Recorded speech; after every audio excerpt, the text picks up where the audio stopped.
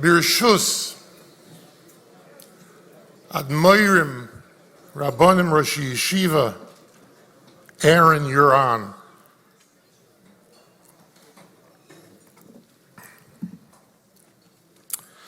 I was taught my whole life that every person has bechira as to whether he wants to be Mekayim a mitzvah or not.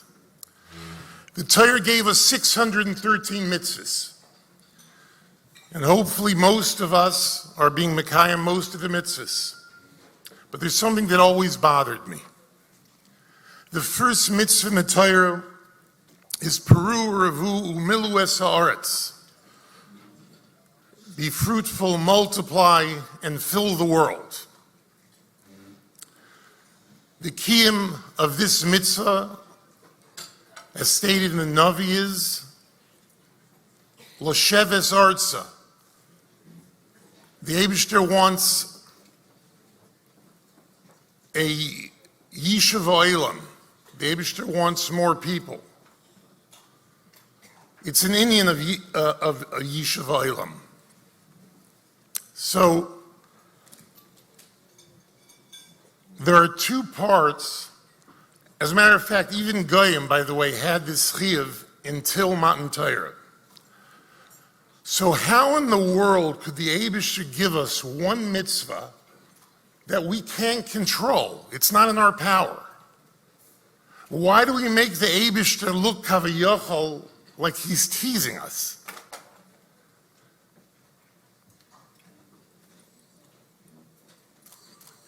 Every other mitzvah you can control. Pru is not in our hands. I realize that the very strong and powerful answer is that it must be in our control. We can do it. In an ideal world, every Yiddish couple can have a child. But there's clearly something that we're not doing right. We're seemingly lacking an integral component in assuring that every last couple can have a child. If we look carefully at the first mitzvah of the Torah, Pru Revu Umilu Es Haaretz, there are two parts to this mitzvah. The first part is on a yachid, an obligation on each individual man. And obviously, because one person can't fill the whole world by himself, the second part of the mitzvah is on the rabbim. And I have a raya brura that what I'm saying is emes. The Gemara in Shabbos says, it's Daf Lamed Aleph, that Achar Mea V'Esrim Shana, when we come to Shomayim, they're going to ask some questions. And one of the questions is, Asakta b'peri v'rivya. What's the strange language of Asakta? Why wouldn't you say Kiyamta period of review? What's the Asakta? And in addition, while the Eibishter already knows the answers to all the questions that he's asking, why can't you just tell the Malach, look how many children I have? What are you asking me, Kashas? You can't see? Look how many children I have.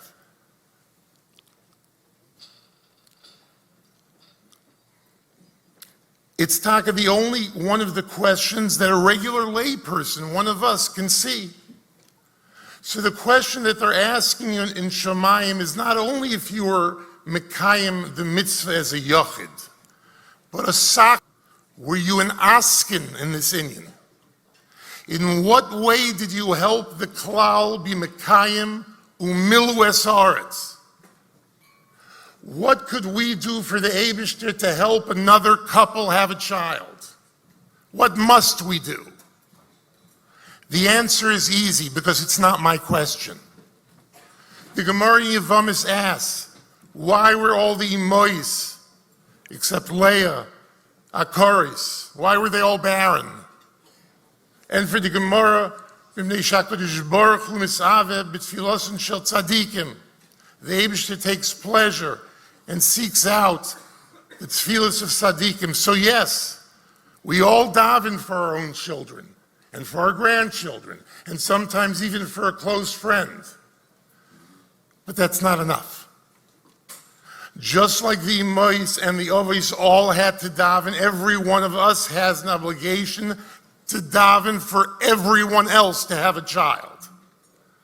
Additionally, as with most other mitzvahs, to continue to be oisik in this mitzvah, we must give money, and not just money for our own children, but money for all of Klal Yisrael's children. We need to realize that the problem of childless couples is not their problem. It's our problem. The infertility becomes our infertility.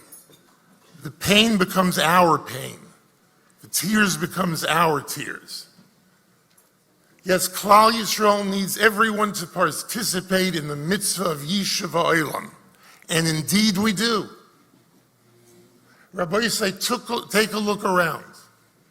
See, there are thousands upon thousands of people who are here tonight to help individuals they don't even know. The Gemara in Brochus tells us that the Eibishter wears tefillin the entire day and has the choice to write anything he wants on the cloth. And what does he choose to write? Words that are so appropriate for tonight's dinner. Umi ke'amcha Yisrael. Which nation can even be compared to the Eden, who gather together in immeasurable numbers because they know that someone else is in tsar?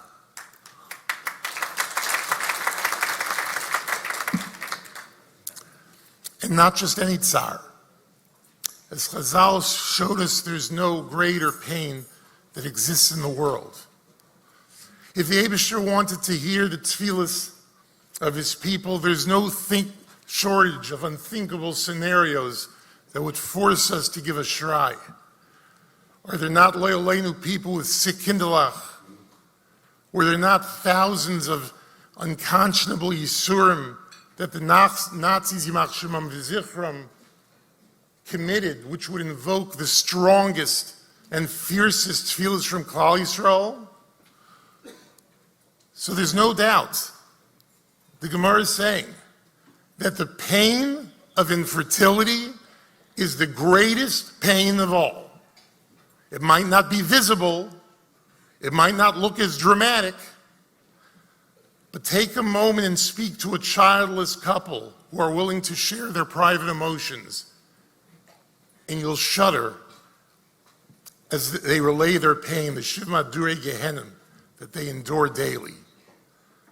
Because for a childless couple, there's not one diagnosis.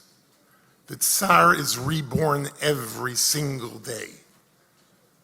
It's mischadish b'chol yom tamid. There's no respite at all. They spend their days avoiding people, occasions, and places that will put them in an awkward position of silence and embarrassment. They listen to their friends complain that the new school bus schedule is way too burdensome. How difficult it is to deal with the 5-year-old they have who's still wetting his bed. What would they give? What would they sacrifice to sleep in a wet bed with a child? It's so hard to imagine what is supposed to be a Simchas Yontif, Pesach, by the Seder, when all the other children are being asked one by one to say the Manishtana. There are so many things we do at the Seder.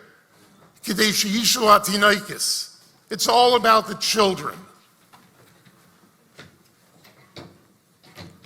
On my plates is, if the couple wants to go out and have a conversation, they can go out during Mar, because they already are Yotze the mitzvah of Mar. And they're simply waiting what's going to embarrass them next. I would have to imagine how painful it is for a childless mother pleading to Hashem, but her parents, some who are here tonight, don't have to imagine it. They see it all too often. It's possible that when a woman is davening for children, she devises different methods of how to be mispal. She cries.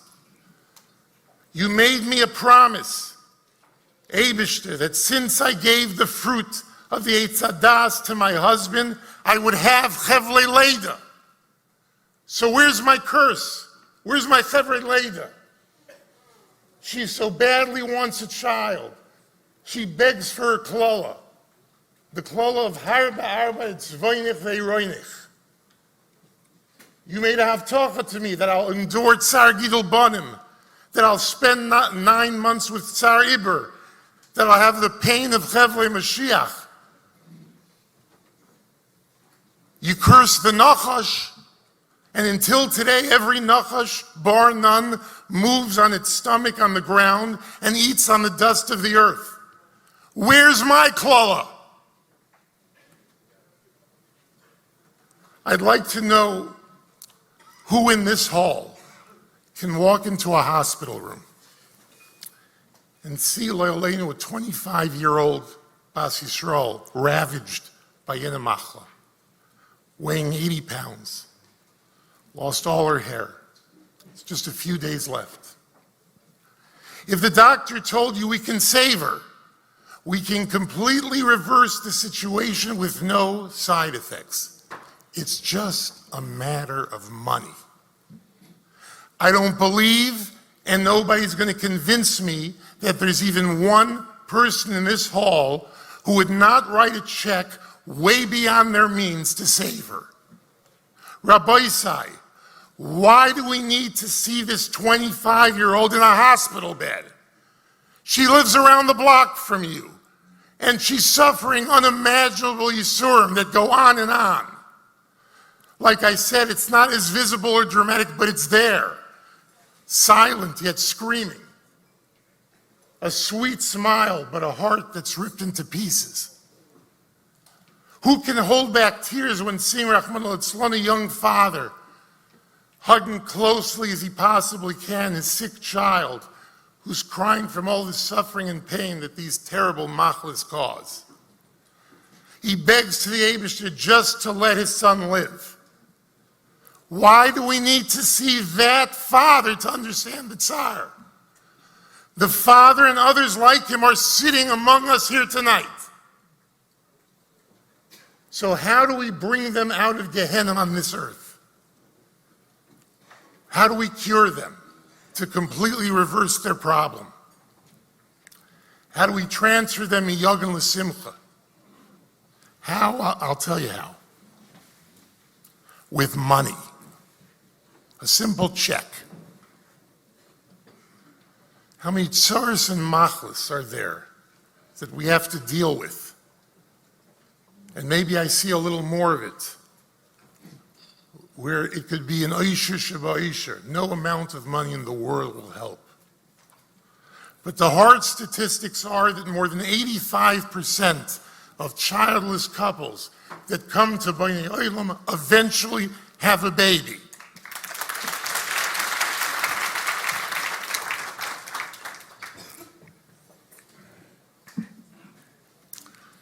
A mother will never be able to cuddle her own baby. A father will never be able to walk to shul hand in hand with his little tire yingala. Nobody, that's right, nobody has the right to drive a luxury car, build a fancy house, and go to Pesach programs, or spend money on unnecessary luxuries before they give one of these couples just one chance to hold their own baby. Nobody has the right to go on expensive vacations or their annual trip to Florida. No man has the right to buy an expensive suit, and no woman has the right to buy expensive jewelry before they sponsor at least one procedure for a childless couple. And let me assure you, make no mistake about it, that no fancy car or luxurious vacation or anything that has the best, that Olam Haba has the best to offer, can bring you even a semblance, an iota, a shemetz of what you would experience watching the joyous, tearful faces of one of those couples finally holding their newborn baby in which you had a chelik, in which you were a shutuf. And in your mind, if you don't agree with my assumptions, I suggest you go to Bonei Olam and take a genetic test to see if you're Mizera Avram Yitzchak v'Yaakov. But I have to give all my tzedakah to Talmud Torah. This is and will lead to Talmud Torah. But the Cheder called, and you know how important it is, Tinoikish Shel Beis Rabban. This will lead to Tinoikish Beis Rabban, and to Achnosas Kala, and to a generation that will be Mekayim all the mitzvahs in the Torah. You may not even realize that we plead for this during the holiest moments of Rosh Hashanah Yom Kippur, when we recite Unasan Toikif. Kama Yavrin v'Kama Yiboreun. How many will pass on and how many will be born? Mi Yichya u'mi Yamus. Who will live and who will die? It's not a double lashon. Mi Yichya u'mi Yamus is on the Yachid.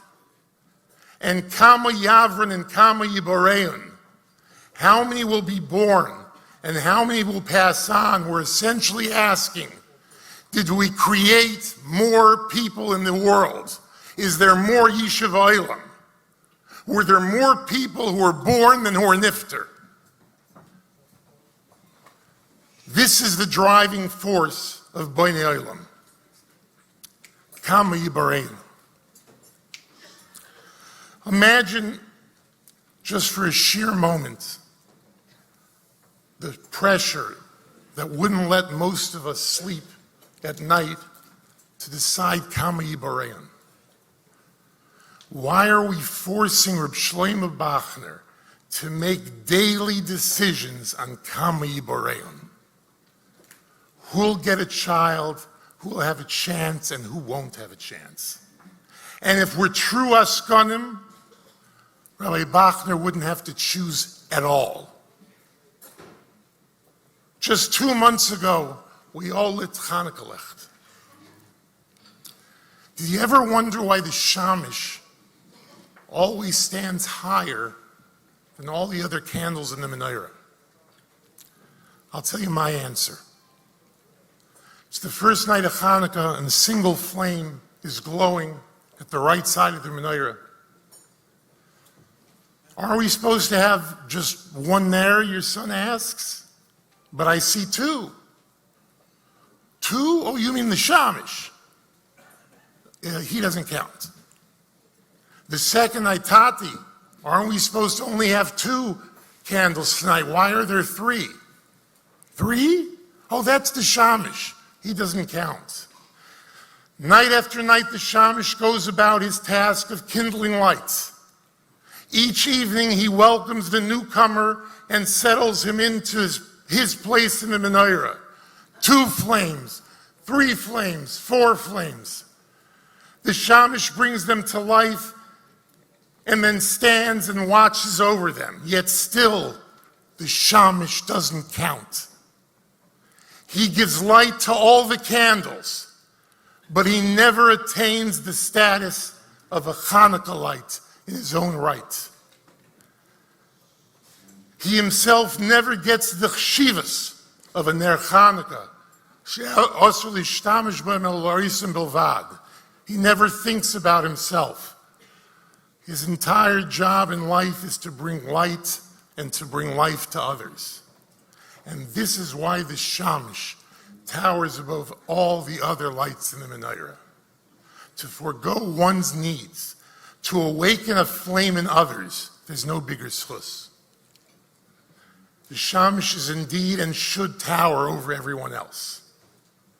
In my life, I have never had the privilege of knowing such a heilige Shamish, a Yid who never had children of his own, yet dedicated his entire life to help Jewish mothers and fathers bring children to the world.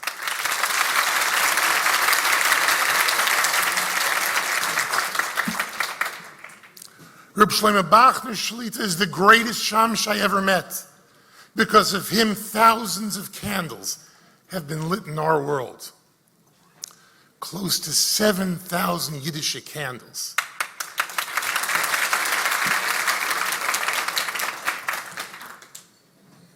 Yiddish Lechtle Kinderlach, glowing with Kedusha, were kindled in our world thanks to the work of this quiet, unassuming shamish. Yet for himself, he asks nothing. I'll tell you something most people don't know. The person who started Bonei Olam is not Rabbi Bachner. It's Rebbetzin Bachner. Upon learning that they've exhausted all the different procedures and that they would not have a baby on their own, she decided she would dedicate her life to helping others have children. And no, we can't imagine the tzar that she goes through.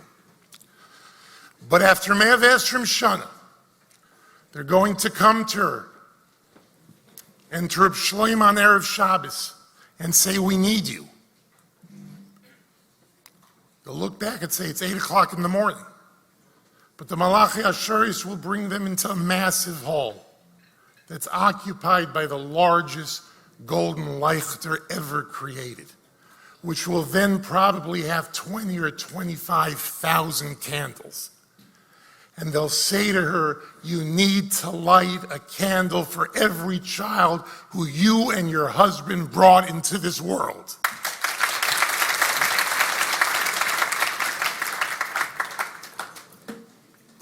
And if someone asks, Dinner, if you ever forget to light on Erev Shabbos, from then on you have to light an extra candle. So Rebbetzin Bachner, did you forget one ever?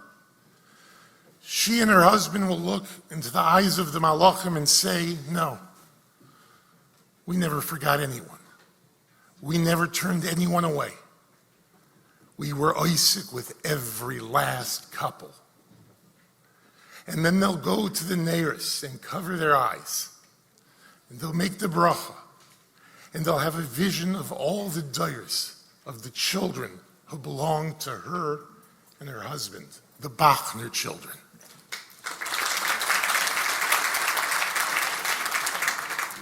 And just like Yaakov Avinu and Rachel Imenu, who initially was not Korah, built up 12 Shvatim, they too literally built up their own Shevet in Klal Yisrael.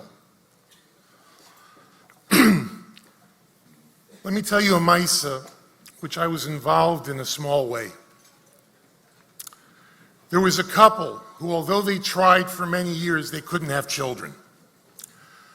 But they desperately wanted to hear the sounds of a child in their life. They wanted to be mechanech a child, so they adopted a child from an organization, it's called Oyel. At first, it was blissfully beautiful. Everything was perfect. But very early on, this little boy began to act up and misbehave. They did the best they could, but before long, it was no longer in their hands. This child went off the derech. No Yiddish nachas whatsoever. He kept nothing. No Shabbos, no kashrus, no tefillin, nothing. One night he walked by his parents' bedroom and he heard his mother crying to his father.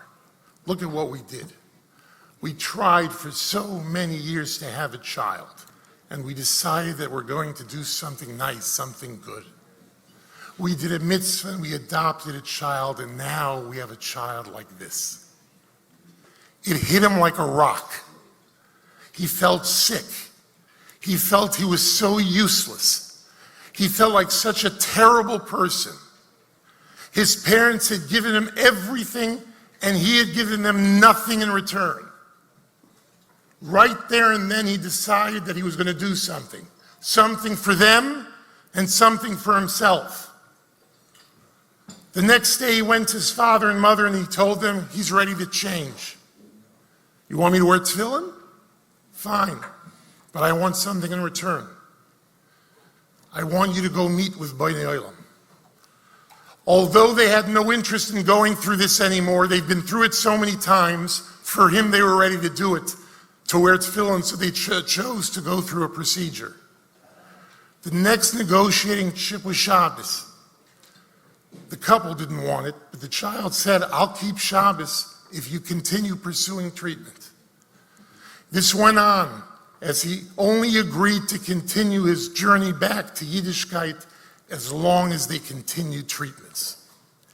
It was a long process, but slowly the boy found his way back home. He was once again a frum bacher, even making a siyum on Masechtas Brachos. You can't imagine what kind of siyum they planned. But then, Nebuch, in the middle of the planning, tragedy struck. The boy began not to feel well, and the diagnosis was Yenamachla. He decided to make the siyum in the hospital. What an emotional moment it was. They brought all the food there, and he was ready to start, but for some reason, his mother wasn't there. He sensed something was wrong.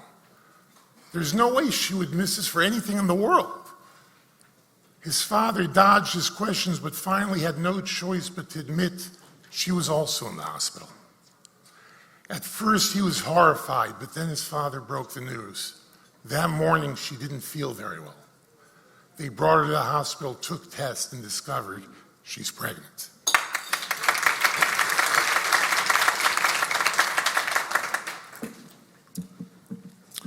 A short while later, she came up for the siyum. It was one of the most beautiful moments of her life. The boy went into remission, but then a year later, after he already had a baby brother, the sickness came back, and this time there was nothing they could do. No treatments would help. On one of the last days of his life, the ill young man asked to speak to his little brother as tears streamed down his cheeks. I know that no one thinks that you understand what I'm about to say, he said, but I know you understand me. Mommy and Tati did everything for me. They gave me everything. And unfortunately, for most of my life, I gave them nothing back. Now I'm going to go on to the next world, and I want to give you something. I have nothing to give you. I have no Yerusha. I don't own anything. Even my hospital gown is borrowed. But there's one thing I can give. I can ask you to promise me that you always will give the nachas to our mommy and Tati that I was never able to. Promise me you'll give nachas. Promise me. The little boy looked at his older brother and seemingly smiled. A few weeks later, the young man was nifter. This is what Bonei Olam does. When all else has failed, when dreams have been shattered, but there seems to be no hope, Bonei Olam gives lives to couples. Nitzchias, nachas. In Eretz Hashem, I, along with all of you, will experience Rechovei Seir, Yimolu, Yelodim, Yelodis, Mesachkim, B'Rechovei Seir.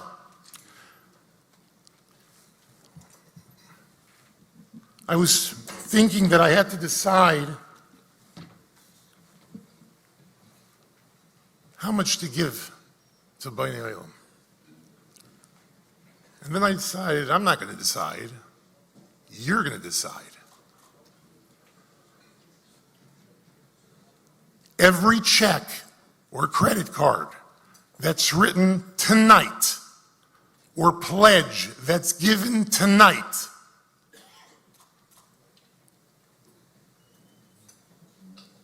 and while you're doing it, you'll be makabel that by every tefillah, you're davening for the klal, not only your own children. So we can yearn for a world where there's no childless couples. Any dollar I will match.